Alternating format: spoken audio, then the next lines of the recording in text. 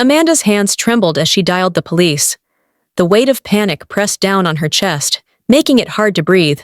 When the dispatcher answered, she forced the words out between shallow gasps. "My rings! They're gone! Someone stole them!" Within the hour, a patrol officer arrived, followed by Detective Reynolds, a seasoned investigator who had handled more than his share of theft cases. He studied Amanda carefully as she relayed the details. She was well-dressed, her silk blouse crisp despite her obvious distress. Her hair, though slightly disheveled, was styled in a way that suggested recent attention to detail. "I left for work this morning," she explained, voice shaking. "When I came home, I went to get my rings from my jewelry box, but they were gone, both of them." Reynolds jotted down notes. "Can you describe them?" "My engagement ring is platinum, 2-carat diamond in a halo setting.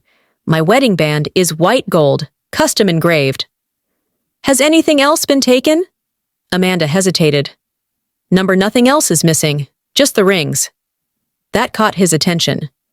Burglars didn't typically break into a home, bypass electronics, cash, and other valuables, just to steal 2 rings. "Any sign of forced entry?" he asked. "No," she admitted. "The front door was locked when I got home, just like I left it." "Who else has access to the house?" She hesitated again, shifting uncomfortably. "Just my husband, Mark. But he would never—" Reynolds nodded, his expression unreadable. "I'd like to speak with him." Mark arrived home shortly after. He was calm, too calm, like a man who had already resigned himself to an inevitable disaster. His gray eyes flicked toward Amanda, before he turned to Reynolds. "We were out for dinner last night," he said. "She was wearing them then. This morning, I didn't notice if they were still on the nightstand or in her jewelry box. But if she says they were there this morning, I believe her." Reynolds studied him. Mark's voice lacked the urgency of a husband desperate to find a missing wedding ring. "Has anyone else been in the house?" Reynolds pressed. "No one," Amanda said quickly. Reynolds wasn't convinced. He requested security footage from the neighborhood's gated entrance and a list of recent pawn transactions in the city. He had handled too many of these cases to rely on gut feelings alone. The truth always surfaced. By the next day, it did. Surveillance footage showed Amanda, just the day before, entering a pawn shop downtown. The timestamp placed her there in the afternoon, well before she had supposedly discovered the rings were missing. Reynolds visited the shop personally, presenting his badge to the owner. "I need to see your transaction records from yesterday," he said. The pawnbroker, a man who had been in the business long enough to know when someone was lying, flipped through his log.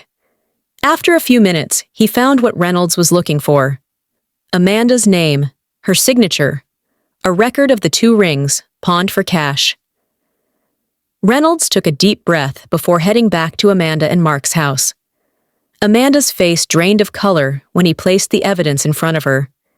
She opened her mouth, closed it again, then stammered, I was going to buy them back. I just needed some money quickly." Mark's entire body went rigid. "You sold them?" His voice was quiet, too quiet. "I didn't have a choice," she whispered. "The bills, the debt.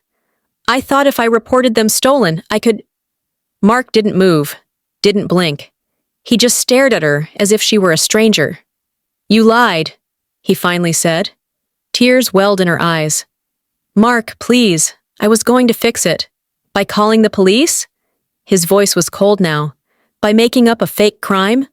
The realization hit her like a tidal wave. In trying to cover her mistake, she had made everything worse. The marriage, already hanging by a thread, snapped in that moment. When Reynolds escorted her out of the house and into the waiting patrol car, she barely heard the officer read her rights. The weight of her mistake was too loud in her ears. She had lost the rings, she had lost Mark, and now she had lost everything.